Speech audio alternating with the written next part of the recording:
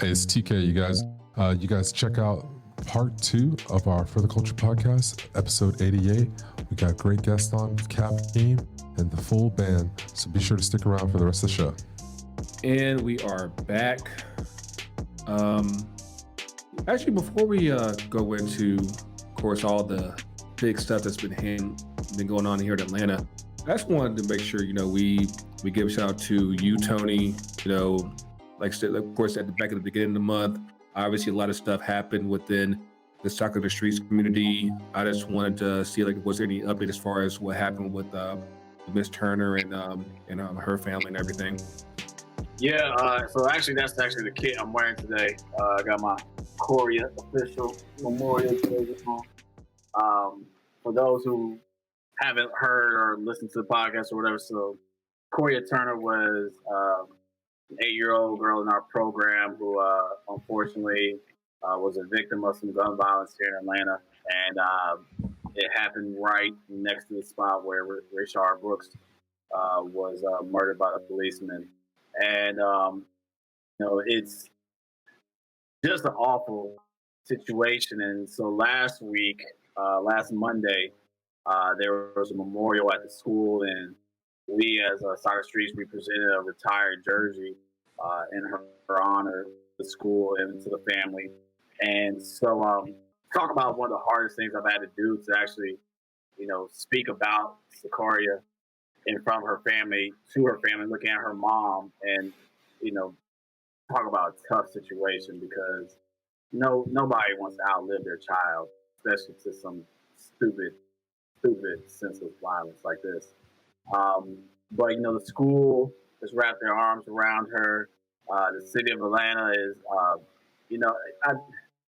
with all this going on, I gotta say, I'm afraid it's going to get lost again. To what's going on with the news cycles and everything like that. They have some people in custody and they have some interest or whatever, but say how the impact has been within our own community and organization. I mean, kids have expressed they're legit fears now with unrest that is going on. We see what's going on in Portland and the Northwest and everything with the protests that are going on up there. We had our issues here in Atlanta. Kids are legit scared. But that also shows even more reason why we need to be here as an organization and just as a greater community, as for the culture as well too. And Kab, what you're doing, we're providing these outlets for kids to have this sense of escapism, this cathartic moment for kids while dealing with this chaos of a world that we're living in right now.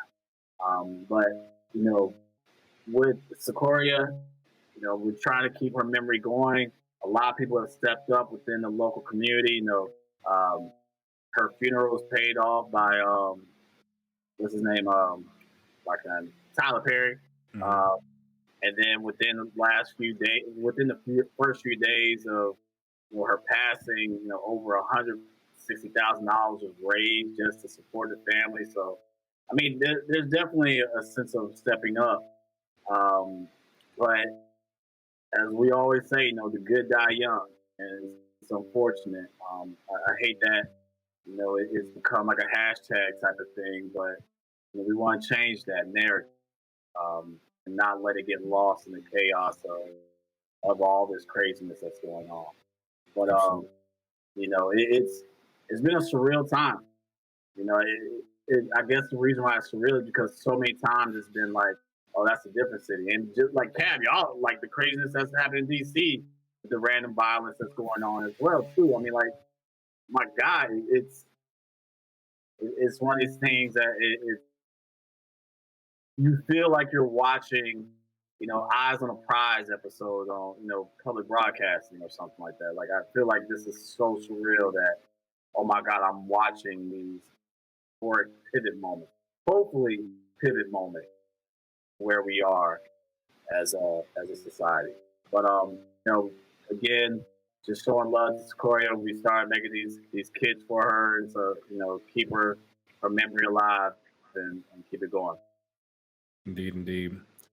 I guess I'll do a quick pivot and just for those of you who have made orders at ftcutd.myshopify.com, particularly the name sets, everyone should be getting their name sets. They're all got mailed out Monday. Actually, there is one that's actually need to get reprinted because it came out a little janky. But of course, as always, get your name sets, hats, what else? Shirts, everything. Even the Coach Ever Club mugs. Even though I'm not doing mine, I'm sipping on this whiskey. But ftcutd.myshopify.com. Yeah, what's good, Rashad? What's good? What's good, man? Everything's good. I don't have my mug this week, unfortunately, but I got a little wine. But are we ready to get into a little bit of it happened. And downs? No. We gotta touch on. We got more. We got home team. Oh yeah. We hit it up last week, and I guess the front office listens to us, and Atlanta said, Frank de Boer, deuces. That's right. Friday on your day off, I guess the Frank de Boer turned this into Craig, and you got the Craig treatment, man. He did the Craig treatment. He did. But yeah, about what was about 18 months on the job. He did deliver a Campeones Cup, U.S. Open Cup, but keep in mind that United hasn't scored since March, and that was actually against Cincinnati, I think. Yeah, Cincinnati. Hey, Cincinnati. Yeah, they got smoked by Club America, and then got and then COVID. Donuts during the Corona Cup. So, and it's funny because that's how he ended up getting canned over at Crystal Palace. He didn't score a goal in 7 games. Here, it was he didn't score a goal in 4 games. So, yeah. Do you see a theme? Perhaps a variation? Something I see. you want to say? I see. Deja vu. I see philosophy that we kind of saw coming. I mean, we literally changed the philosophy of the team, and I mean, like you just said it, TK, we saw it coming, so it shouldn't catch us as a surprise. Well, I think FDB, he never really adapted. Even to Tata's credit, he was able to adapt. There's big picture wise as far as the personnel that he had, tactics that he had. FDB was never really a person who made those major adaptations, whether it be in game or player personnel wise. And the thing about I mean, it would be one thing if there wasn't the talent there. I think we've talked about on several episodes before. We always question the hiring of him because of the type of personnel that we had didn't match up with FDB's style.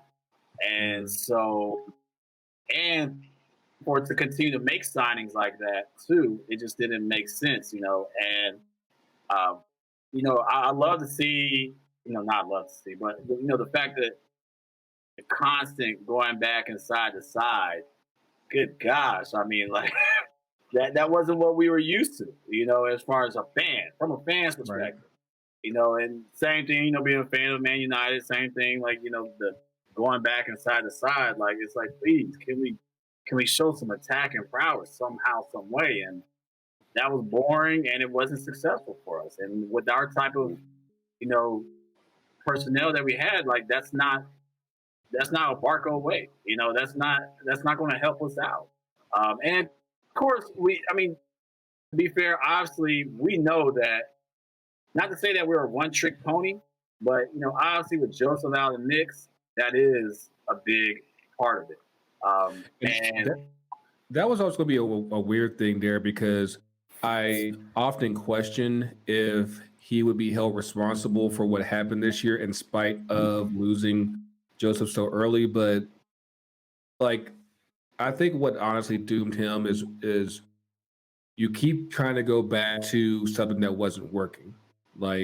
You kept trying to go back to the 3-4-3. And granted, back at the beginning of the season, when everyone was healthy, it actually had some success. But at the same time, once you took out Joseph, it's like you basically have a headless monster, and you have to adjust that. And obviously, Adam John, JJ Williams, they're nowhere near caliber of striker that Joseph was. So like you have to adjust what you have to kind of fit what's remaining. And all I know is if I never see the 3-4-3 again here in Atlanta, I will be entirely happy. But you know what though?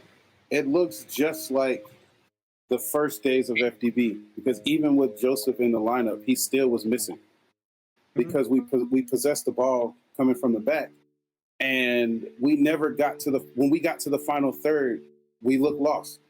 So Joseph was never put in position to score at first until the team spoke up and said, "Hey, this is not the style that we like."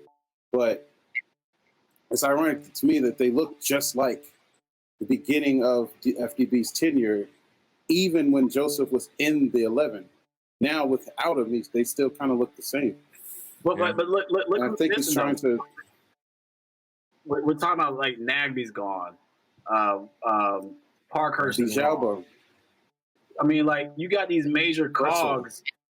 Gressel to DC United. You're welcome, Kat. No, we're missing these major cogs that were a part of that, initial MLS Cup run. Those major cogs were never really addressed. And as far as like whether it was a like for like, there was like too many major pieces have been taken apart at the same time almost. And so with that being said, I mean, like that's where you're like, when you're looking at upper management, you're like, okay, are we going to look and let him stick this out and figure it out type of thing? Or this is just not the right man to figure out. You call a spade, be like, you know what, dog? This ain't going to work, Chief. You got a point. There's tons of overconfident decisions. Because think back, we got rid of Garza. Who did we replace him with? Greg Shea and Bello.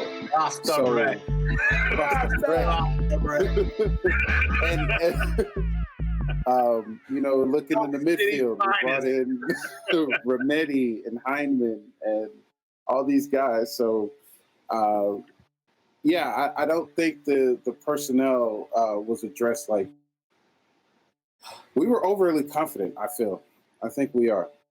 We thought we could make more out of nothing with a lot of our signings, and we see it without a plan. We just we look lost right now. We need a lifeline. That's what I think. We need a lifeline. I know MLS isn't necessarily your forte, Cab, but have you been paying attention to what's been happening down here?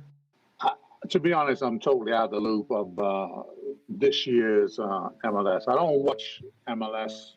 I don't blame you. I don't blame you. He has very, very thick thoughts on MLS Shaws. But I'm listening to you. I mean, look, I can tell you a number of things. One, I was with MLS the first 2 years, right, under when Bruce was here. So I was a member of staff with the organization. And Bruce, from what you're saying about Frank de Boer, had the same style. Yeah, it was side to side, with Richie Williams, John Harkes, Meisner. But here's the difference. The Dutch, and I lived in Holland for 4 years, so I know the Dutch system like the back of my hand. The whole point of, and look, this is exactly what's happened with Liverpool versus Klopp with Buvac, as his assistant, where he was direct, versus Pep Linders, who's a Dutchman, and you go side to side. The whole point of possession is to move the opponent. Yeah, it's not to keep the ball, it's to move the opponent. So when you have the ball, your opponent is directly in front of you. Yeah? And they're either going to press or they're going to hold.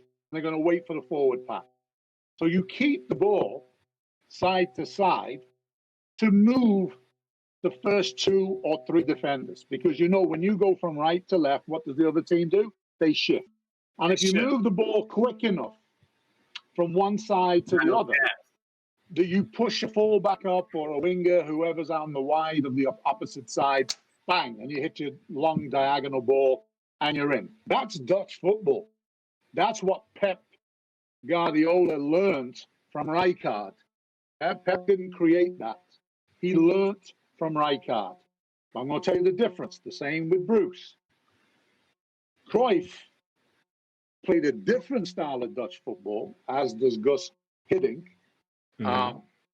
They had the player in the middle who, when you're shifting your opponent from side to side like a puppeteer, you have that player in the middle who can do a killer ball. Yeah.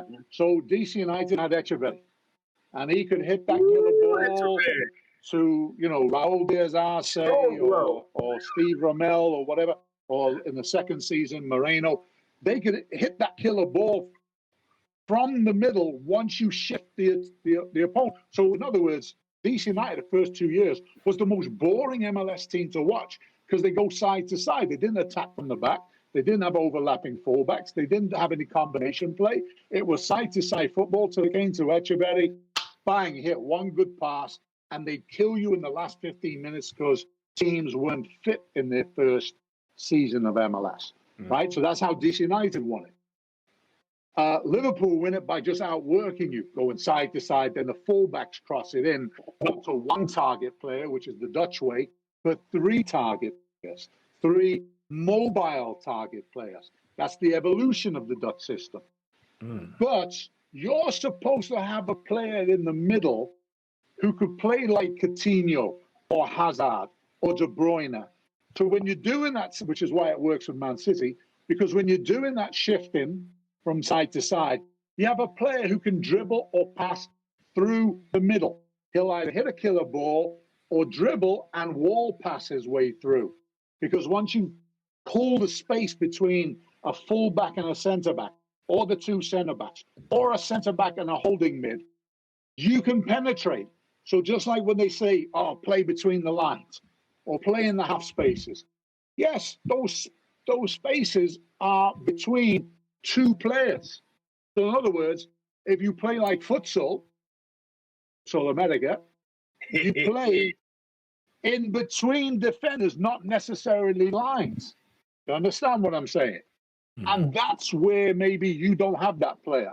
Or anybody who's doing that possession side-to-side crap, they don't have that player in the middle who can penetrate through the middle. And that's why the system fails. And that's why it's boring to watch, because you're not winning games playing that way.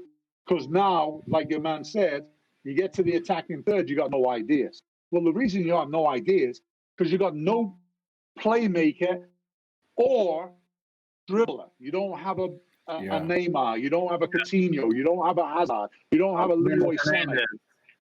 You don't have that. And that's what kills the football. So, you know, that's a Dutch system that needs evolution. It's not whether you're playing 3-4-3 or 4-3-3 or whatever you want to play. It's who you have in that system.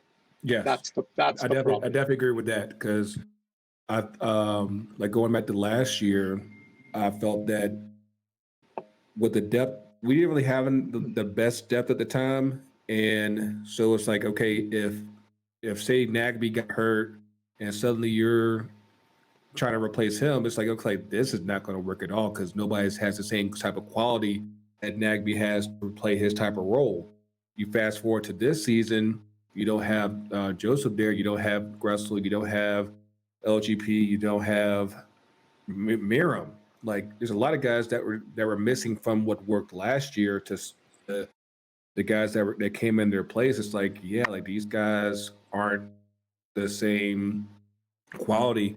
And what I think what made things a lot more frustrating, and I talked about it last week, was that you had it because of the COVID releases and Kemp allowing teams to play early and train early. We had an extra month compared to a lot of teams, and we looked like we didn't do jack with that time. And that would have been enough time to figure out how are we going to adjust without Joseph? How are we going to, continue to attack in his absence? And it looked like a lot of times, like we had zero clue whatsoever as far as what to do. You had guys out there who weren't hustling, and at the end of the day, that reflects on the coaching and the instruction. And I think De Boer basically did himself in just by not adapting to what you have left.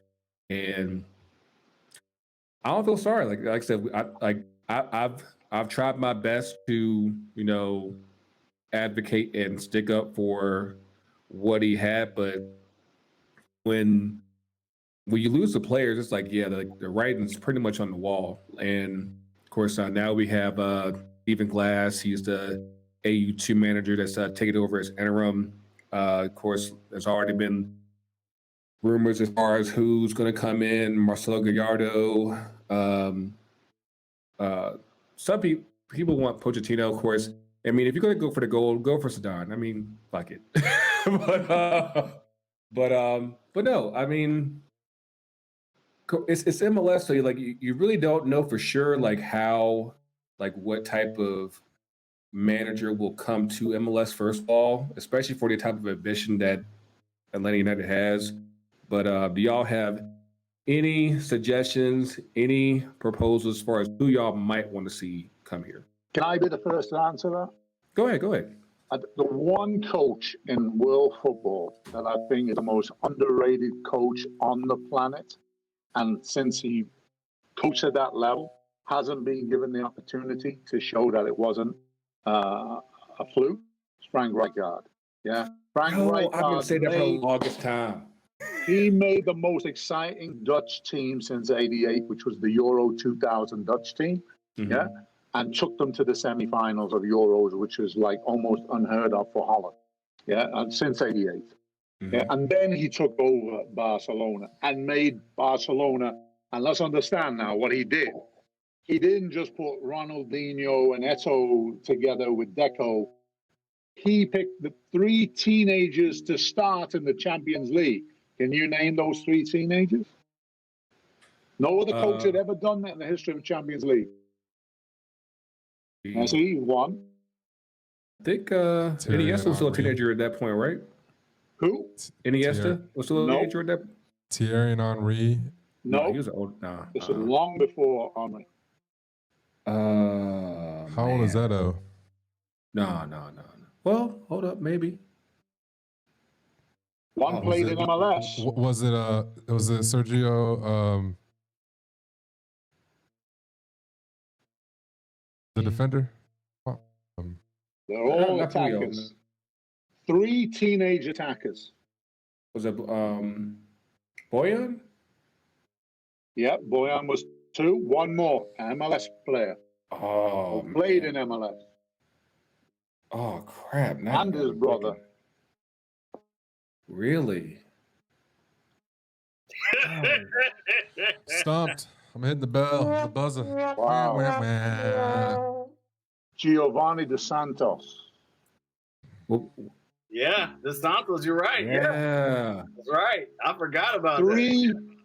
3 teenagers all together starting in a Champions League game. Not no friendly, not no Spanish Cup, Champions League. That's Frank Rijkaard. And he tried to leave in the youth, but of course you've got a president and a board and, who are against not having a Galactico level player up there, yeah? But Frank is a believer of developing players who are hungry for the game to go out there and do their thing, yeah? And he would be brilliant in American soccer. I mean, truly, he should be the U.S. national team coach, but he needs to coach in MLS first to get used to the American culture. Yeah, it's weird because he after he left Barcelona, it's like he almost kind of just fell off the planet and bad choices. He went to Saudi Arabia. He went back to Holland and had the worst club in Holland. The second Rotterdam team, Sparta, and he got them relegated, so nobody trusted him anymore. It's like, hold on, do you realize who Sparta Rotterdam is? And that's when he Barca, and he went to Barca for 5 years or so. And then Galatasaray in the Turkish league. Mm-hmm. And two Champions Leagues, and this is before Zidane, yeah? So you're talking about somebody before Pep, right? You're talking about a black coach, the only head black coach in European football Yeah. period. And then he wins 2 Champions League, and then he can't get another top job. So, that's wild. MLS needs to look at things like that and say, look, I mean, I like to see local coaches make it up to that level. But look, if you're going to follow Frank de Boer, don't ignore the Dutch system. Yeah. Pick the right Dutch coach. Yeah. Because it's funny because I was joking about that last week because we saw like FC Cincinnati. Of course, they have Jap Stam coaching them now. Of course, you saw a very quick adjustment from that first game where they gave up 4 goals, and then suddenly they're now in the knockouts. I think we're playing tonight, if I'm not mistaken. But It is 0-0 in the 28th minute. No rights reserved. All rights reserved in MLS. but yeah, like I think all things considered, making a move now probably makes a lot of sense depending on where United wants to look.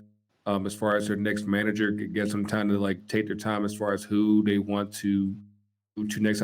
I definitely think that they want to get back to obviously an attacking style of play, something that attracts fans, something that keeps them excited. Because honestly, I mean, I understood the method that Boer had, but at the same time, it went in direct opposite as far as implementation is everything.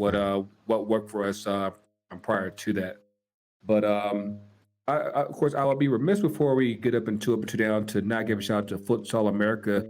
Of course, how have y'all been, doing adjusting with during the pandemic, and what y'all got going on?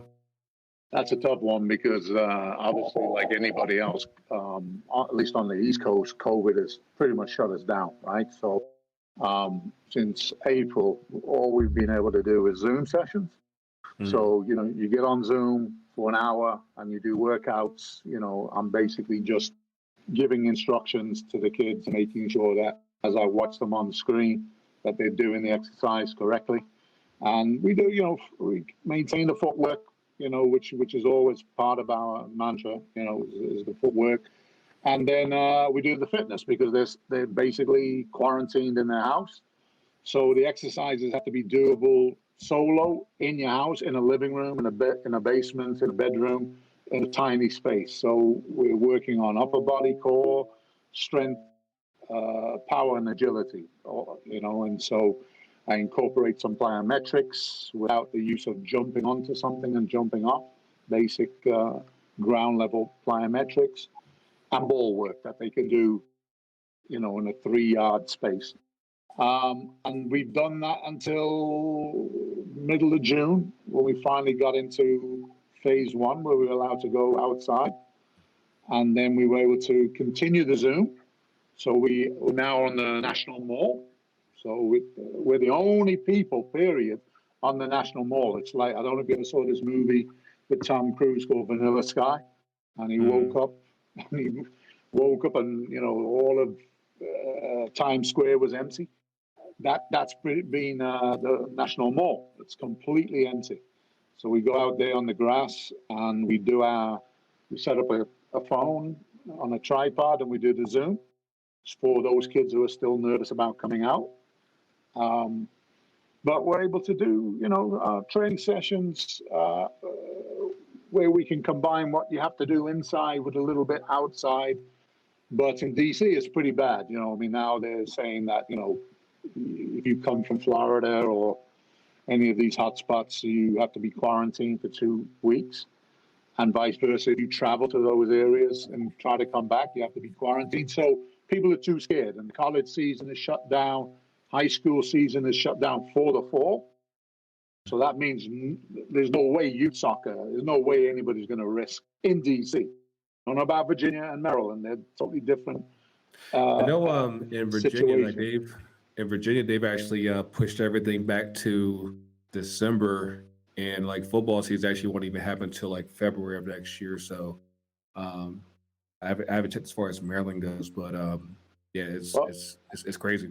Well, again, just sticking on the youth soccer point, that the past 2 weekends they had youth tournaments in the Mid-Atlantic in Pennsylvania, and teams went there. Teams from this area went there and played, which is mind-boggling, because nobody was tested.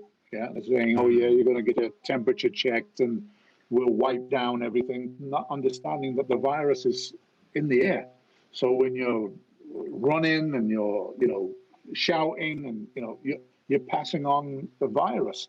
And kids, yeah, okay, they're not going to die, but they'll transmit the virus to somebody who can die. And that's the problem, yeah? So to do anything that requires contact is a whimsical risk. And I don't want to bring it down and onto this thing, but it's hard, right, to educate kids, stay safe, wear a mask, wash your hands, keep socially distanced, and then they're seeing on their, social media that kids are playing, playing not just 1v1, but games, and it's crazy. And DC is being a little tough and say no games, no contact, still under 50 people together. So that means the fall is a wrap, and we're just going to do social distance practicing till probably January, and then we'll restart hopefully with futsal. But we got to get through this winter flu season, right? That's the danger with this thing. Yeah, nobody's talking about that part, and I think that's going to prolong things quite a bit, and because people won't know this is the flu or COVID. Either way, wear your damn mask, stay at home when possible, because just being out here in the streets like that just really is just damn risky. Like that, it's not worth the risk of getting sick and taking your chances as far as what happens, because it's not just not just COVID that's going on, but of course the residual effects. People get their lungs fucked up. It's a lot that goes along with that. So again, we've always been stressing it. If you have to go out, wear your mask, but if you can, stay home. Just do that. But let's wrap this up and get into up and two down. Rashad Mayer, what you got?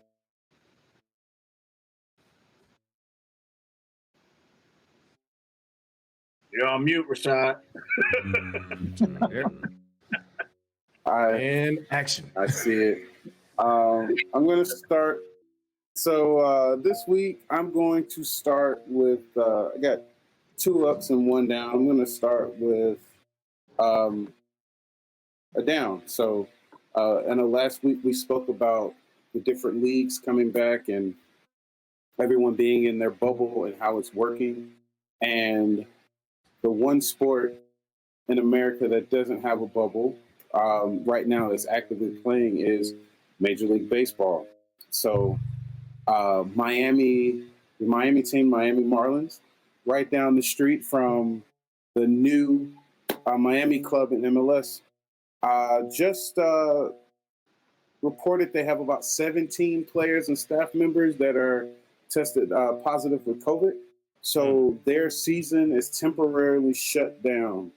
So unfortunate for them, because they get to chill and get a W, but otherwise, safe return to those players and staff members in Miami as they recover from that. That's BS, by the way, because it's like you're just gonna just let them just stay home and just catch L's while everybody else still plays. I'm like, no, stop, because we've seen with MLS, with the NBA, with the NHL up in Canada, the bubbles are working. Like, you have everyone still trying to travel from their home markets, and there's no telling, who's going to be next as far as, if players catch COVID, because, of course, the Marlins, with their cases, that affect the Phillies, the Yankees, and the Orioles, and it's like, just like the, what they call it, the contact tracing, like that. And then on top of that, I think that word came out that, some of them knew on Saturday that they had COVID, and they still voted to play on Sunday. Like, that's the kind of shit that you can't put into the player's hands. If you know that you are playing with COVID, you need to not play whatsoever. And that's just madness to me. What else you got? Well, just on that point, just because I don't know if we did it off camera, but the reason why it was so successful in the Premier League to play and game after game every 3 days, because all the players were in a hotel. All the staff were in a hotel. Nobody was home with their wives, their girlfriends, whoever. Every single person who's involved in the match was in a hotel and got tested twice a week. That's the only reason they only got one infection in the last 2 weeks from 12,000 tests. So if you get one infection out of 12,000, you got nothing to worry about. So to just let players do whatever they want to do, just like we were talking about with the college situation, you're asking for wildfire, bushfires. What else you got, Mayor? I was going to say, not to mention, actually right before the season started, they played our Atlanta Braves here in exhibition matches, 2 exhibition matches right before the season. So my birthday and the day after that, which was the 21st and 22nd. So they also are kind of in a danger zone because they were possibly exposed to them in a particular time frame as well. So you got to look out for the home team. My other down would be something we already spoke about. Bournemouth being relegated. Check on a Bournemouth fan if you know one. We happen to know a Cherry, so Reggie, our thoughts and prayers are with you, man. We know too, but Reggie particularly, my thoughts and prayers are with you, buddy. Hopefully we see them back in the Prem eventually. But man, I did not want to see that. I did not want to see that. I just tell you, I'm sitting there. They scored 3-1 and they still get relegated. That's how shit breaks sometimes. You gotta play a whole 38 games. I'm an Ipswich fan, man. That is true. Ipswich. That is true. We got relegated last year. But hey, some of you guys were sitting there waiting on Aston. Some of you guys are waiting on Aston to get that boot now. So come on, Tony, come on. I would. All right, but as my ups, obviously I'll have to say that Man United finishing third is an up. Just looking at this season, oh my, just looking, Man United, Chelsea. I know we talked our shit, TK, but that was a great finish for you guys, but we ended third, so I'll take it. And my other up being I need a Man United kit with a 3 on it, by the way. Can you make that happen? Can you make that happen? Definitely make that happen. I'm actually going to buy a Chelsea shirt and then remove the 3 because I love the new kits that much, and I'm not sold on the 3. And I'm tired of y'all ragging every other. Every time you give up a 3-1 loss, it's been every 3 days basically for the last. Ironically. Hey, just out of the 5, new magic number 3. Yeah. Literally 3 days ago, y'all were ragging me about 3, and then 3 days before that, and so forth and so forth. So we'll wait. It's the new magic number, man. 3. It's the magic number. My last up. Some people may look at this as a down, but this is actually an up for me. So in the NBA, we also talked about them having a bubble. Our man here, Lou Will, as they call him, that plays for the LA Clippers, recently left the bubble. He had to come back to Atlanta. He had something serious that he had to deal with his family. I think it's check on family. Like that, I think they lost someone. Unfortunately, his grandpa died. Paul Williams Sr., I believe. Okay. So unfortunately that happened. But while home, he had to check in with people. You get a little hungry when you get home. You want to get a home cooked meal, you know what I mean? So one of his favorite establishments is on the southwest side of Atlanta. It's a very popular, well-known African-American performing arts institution, affectionately known as Magic City. And Lou Will had to make a visit and get some chicken wings. And I tell you, I don't blame you, my guy. You had to eat. Now, he wouldn't have gotten caught if it wasn't for someone taking a picture like, yo, Lou Will. But Lou Will is always in that establishment, and he was just going inside to get some food. Now, mind you, they have set their kitchen up now to where you don't have to go inside. He got his own meal, man. Now you don't have to go in, but someone like Lou Will that knows everybody around the place, you got to go in and check in and say, what's up? Now, he was masked up. Now, he had his mask on. He just went in to get his food. The man has a flavor, just like Tony just said. The man has his own wing flavor on the menu. What was it, lemon pepper barbecue? Yes, sir. Yes, sir. Sweet Lou lemon pepper. Sweet Lou lemon pepper. It's like, I got to or anything. Sweet I don't know. lemon pepper barbecue. I heard. I haven't had Sweet Lou barbecue. You we're know, gonna I haven't find had out. is Sweet Lou also barbecue, available but for they have some new We're gonna find signature out. flavors. Hey, we shouting out Magic City, free publicity. So if you hear this episode, hey, holler at us in Sponsor. DMs. But That's gonna be the Drop- hardest I thing put now. Drop them in the ticker. Put them in the ticker. We just got sponsored. that's right. That's gonna be the hardest thing is that everybody's gonna want some now. Be like, yo, we sold out, man. Like we can't even do it, man. That's the thing. If people try the wings, they'll be like, "Oh, I get why you went in. I understand." Like people were just ragging them. Hey, but hey, did you hear Shannon Sharp on TV the other day talking about it? He was Talk like, about the "Hey, script. Skip, if you've had those scripts and the chicken wings, you will understand, Skip." Oh You will man, understand. Skip was so Caucasian But hey, in that moment. yeah. Teach me, man, teach me. But yeah, unfortunately for Lou Will, he lost someone, but fortunately he got some wings. So that's a up for me because I love wings. And to segue into that, tomorrow, if you're listening to this today as we release this on the 29th of July, it's National Wing Day. So yeah, that's one of my favorite days of the year, by the way. So there you go. Yeah, Who's next? Drop some wings to CEO Kane at Twitter and Instagram. But CK, boom, what you got? Let's see. I don't, man. I'm still. I'm be persistent with my down from last week. I just want to continue to reiterate to dial up your local congressman, your congresswoman, your local Senate elected official within your own regarded district, and have them get on the Heroes Act. Man, we're somewhere near it, but I mean, $600, $200, $600, $200. I'm just saying. You know, America needs help. So whatever it's going to be, sign it, get it happening. We got a president doing all sorts of crazy things except helping people. So I'm imploring people to do a little effort and try to help yourself or at least your local area. I would say let's swap to up. Chelsea finishing. It's glorious. We're just piling in the transfers. Hopefully we'll have a new keeper soon here. Hopefully we'll have a center back. I hear Declan Rice is on his way.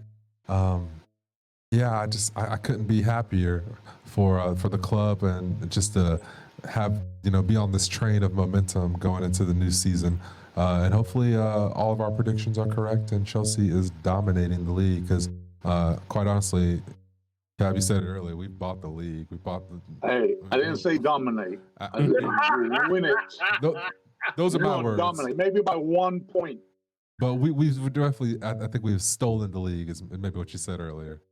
So You yeah. definitely bought the league. Yeah, you definitely bought the league. So looking forward to that. cheat It's going to code. be a great. Yeah, you damn right. FIFA 21, motherfuckers. And also another up this week. We're going to tie this into F1. I continue to implore my my black friends or just my POCs in general to get into F1, support your local POCs, and shout out to Lewis Hamilton. Hopefully, we're gonna take it home on British soil this weekend. Bang bang. And for my last down, we have a COVID scare going on right now in my office. This is going to be our third one. Jesus. I work in an office of 4 people, including myself. I'm the only one who hasn't had a COVID scare. So yeah, I'm just gonna send well wishes to my my other coworkers, and hopefully we do not have an instance of COVID. Because if that is the case, we are definitely shut down, and I'll be home with baby girl. But yeah, so hopefully we're good on that front. Going to pass this off. Either way. Oh wait, there we go. Either way. Protect Cobra Commander at all costs. You know. Gotta make sure Ellie's safe. But, Ellie. I'm gonna jump up in here real quick. I know I usually go last, but I'm gonna jump up in here real quick.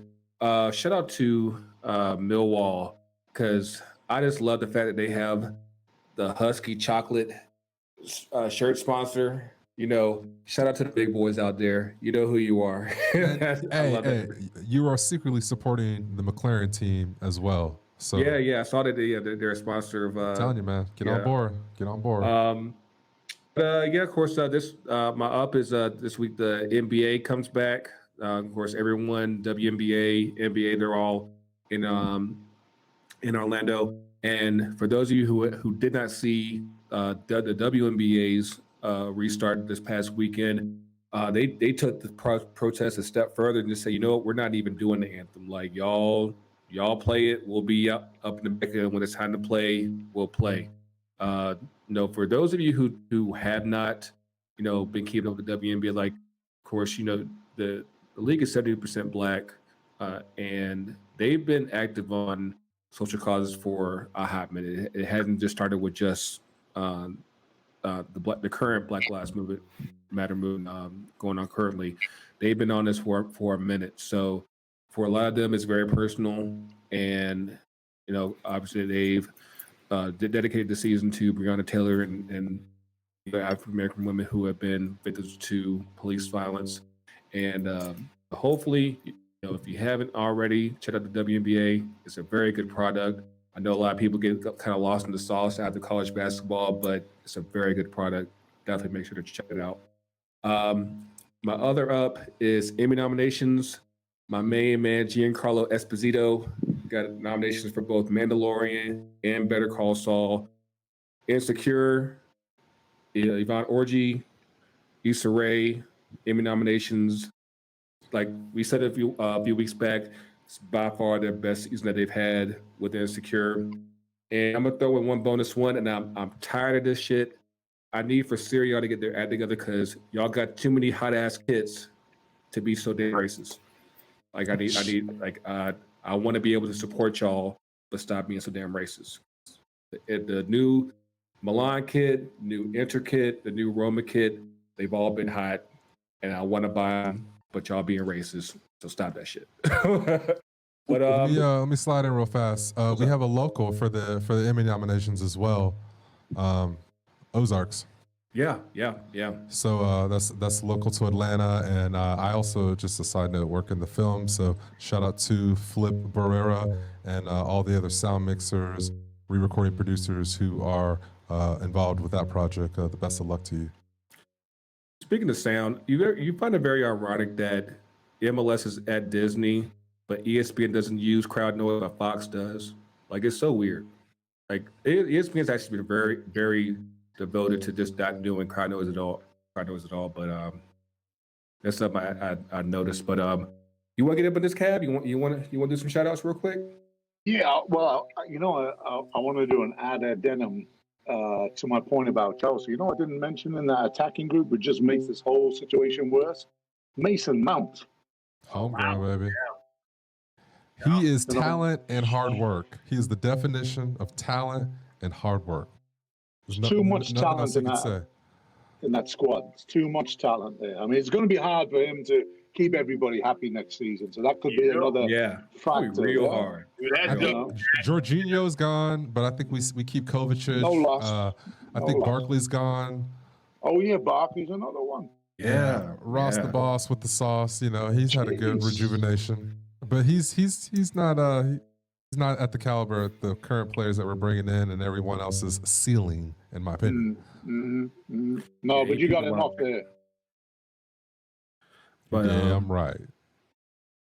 But yeah, so you're doing what? Shout outs and stuff? Yeah, 2 ups, 2 downs. Actually, you had a really good down earlier when you were mentioning the futsal and just navigating the environment of COVID. So if you wanted to add another down and some two ups, that'd be perfect. The 2 ups, I'm going to give one out of the box one to Bielsa at Leeds. I think what he's done in the championship to bring Leeds back. I mean, I grew up with Liverpool Leeds being a major rivalry, and then when Man United started winning, Man United Leeds was a big rivalry. We call it a cross Pennines derby, right? Which means there's a mountain range that splits Liverpool and Leeds in the Yorkshire Dales there, and so whenever Leeds play Liverpool, Everton, Man City, or Man United, that's a cross Pennine derby. Their local derby will be Sheffield United. So they'll have potentially 5 derby matches next season. Don't forget Chelsea. They got bad history there. Yeah, yeah. Well, Leeds fan bases. I mean, it's going to be so. So that's my other second down is no fans at the matches next season. I can take that this season because this season was pretty much a wrap. But next season, to see Leeds back, Bielsa, who's going to be the biggest personality in the press conferences that you ever see, he's going to play a style of soccer that nobody will have seen in the Prem before. You might see him do a 2-6-1 and be like, what the hell? I mean, this guy will do something mad, and I can't wait to see it. But I want to see fans. So that's the big plus, and the big downer is not having the fans. But great to see Leeds and Bielsa come up. And if we lose Klopp, I wouldn't mind having Bielsa. To be honest, he's just a character that, with a cup behind him, he could. Oh my God. And then the only other positive, the other shout out is to people like you, just for doing stuff like this, for giving people who don't have a voice, and sharing that with the world. I think that's a special talent to be able to do that, to express your opinion in public and take whatever heat comes from that, the criticism, the banter, and have a thick skin and not take everything too serious, but to be able to express yourself like this and talk sense. That's how Arsenal fan television became popular.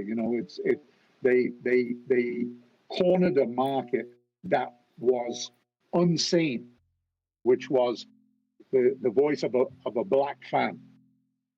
Nobody had ever seen that before, ever in the history of the game. So for Robbie Lyle and Troops and that to come out there, and now you do your version of that stateside. Now look at it.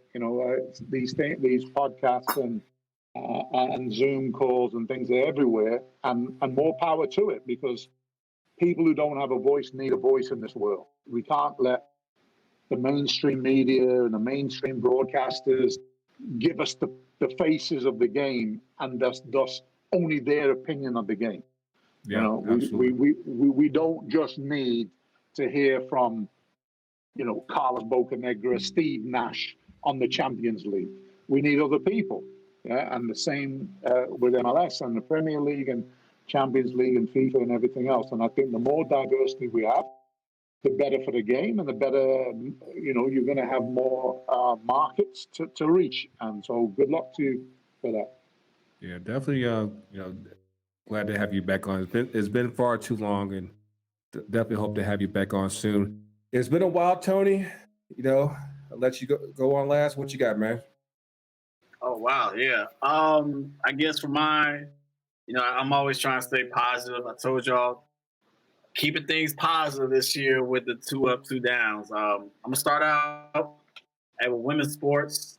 They were the first ones to come back during this COVID era. NWSL, shout out to the Houston Dash for winning the championship for them. And then, Grego, you already took mine, what I was going to say as far as the WNBA goes. Women's sports has already been at the forefront as far as being socially active when it comes to injustice. And so, what the WNBA has been doing, and a lot of people have glossed over what Maya Moore has been doing. She has stepped away from the game to really put an effort out to, social injustice that's going on. She's a local girl from Collins Hill here in the Georgia area. That's right.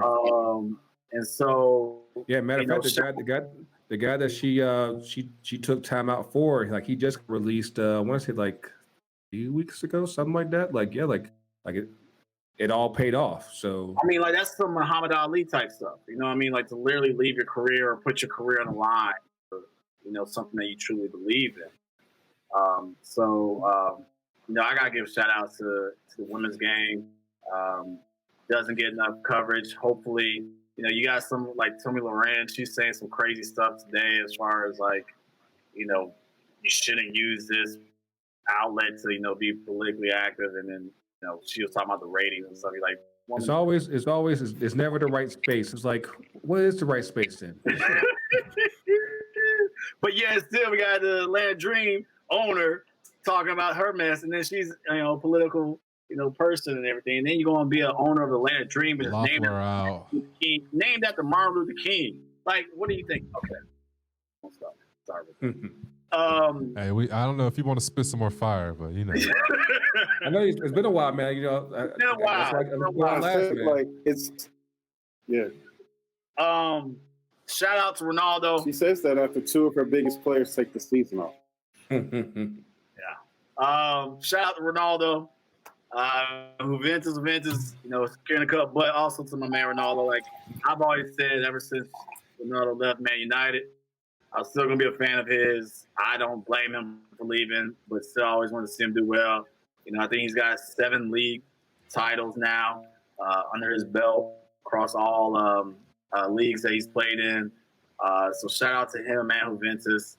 I guess another positive also, we've all said it multiple times on this episode, but it's good to see the Red Devils back in Champions League.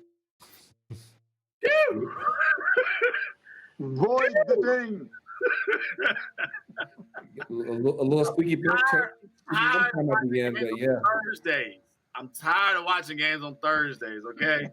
And Europa League, I'm like, that schedule didn't work out for me, I want to go back to that Tuesday, Wednesday schedule, That's what I'm talking about. I want to hear that theme song, you know what I'm saying? I got tired of Thursdays, okay? hey, sing the Europa League one for me, man. I remember when we used to do that? Sing the themes. Go ahead and sing it for me real fast. I don't know the words to that one. And I guess the down, I think, is pretty much for all of us. But, we lost the Titan. We lost John Lewis. And so, I think that especially him being, a representative here in Georgia and for all the things that he's done for the fight, you hate to see that candle extinguished. So, but it's great to see the poetic justice of him being brought across, Edmund Pettus Bridge and everything. And it's great to see our local community, but also the national community, even the worldwide community, watch this Titan and the celebration of his life and what he's done for the fight for justice and social activism. As we say, the good trouble. So you hate to see that happen, but it's great to see his legacy being truly remembered in a great light, and it's obviously fitting, for the current status that we're in right now as a society that we lost the Titan, but hopefully this might be a spark that will ignite even more this next generation. Couple things, these little honorable mention tidbits or whatever. Kab, you brought up something that was definitely a great memory of mine from the college days when we used to practice on the National Mall, and we got kicked off a couple of times. But that's the beauty of being in DC, and that's what made my experience there even more.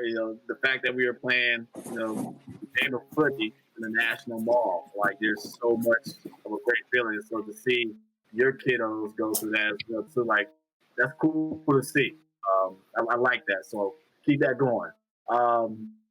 And then also TK, shout out to you. The good thing for COVID is that y'all don't have fans, so that means there's no racial incidents with fans. So That's good looking. Oh man.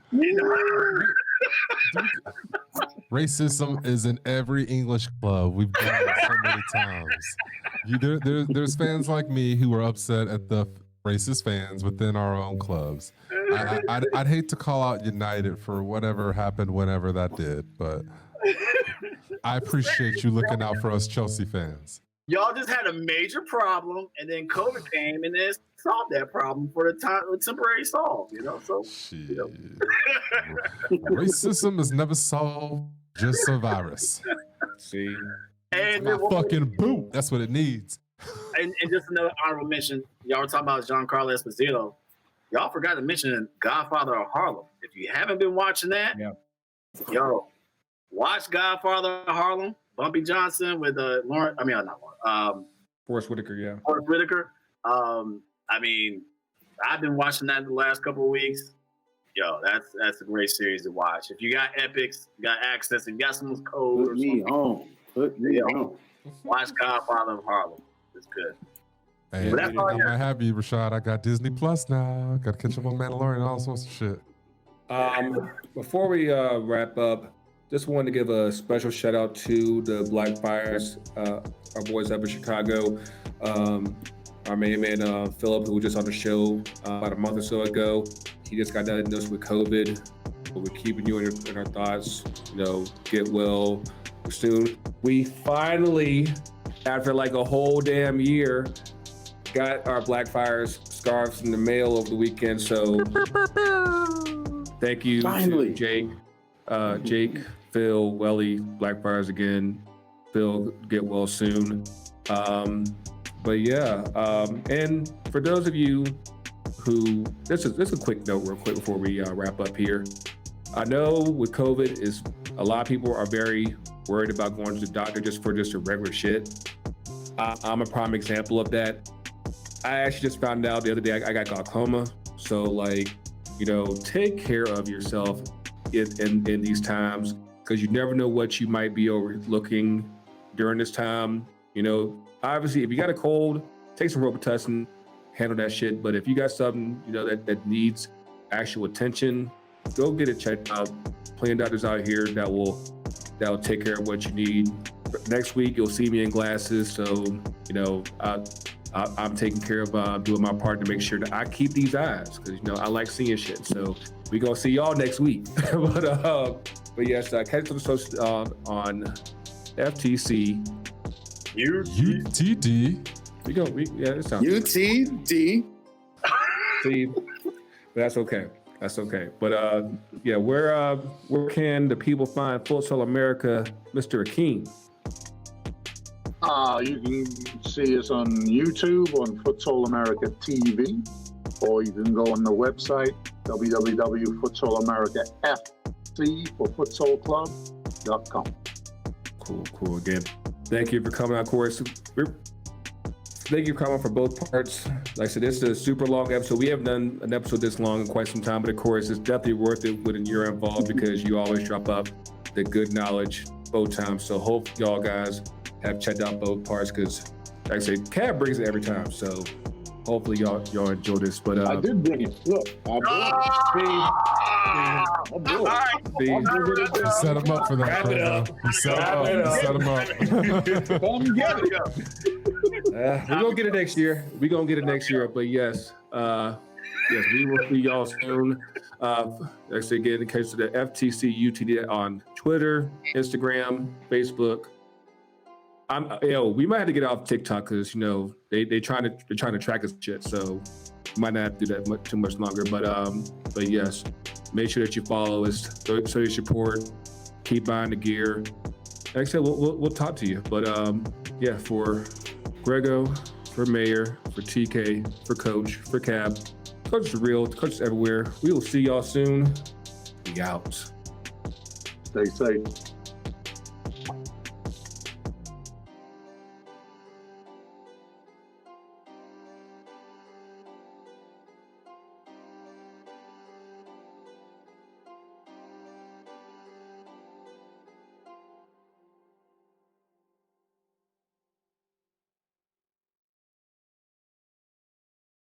Thanks for listening to this week's episode. Don't forget to subscribe to our YouTube channel and follow us on the social media at FTC UTD.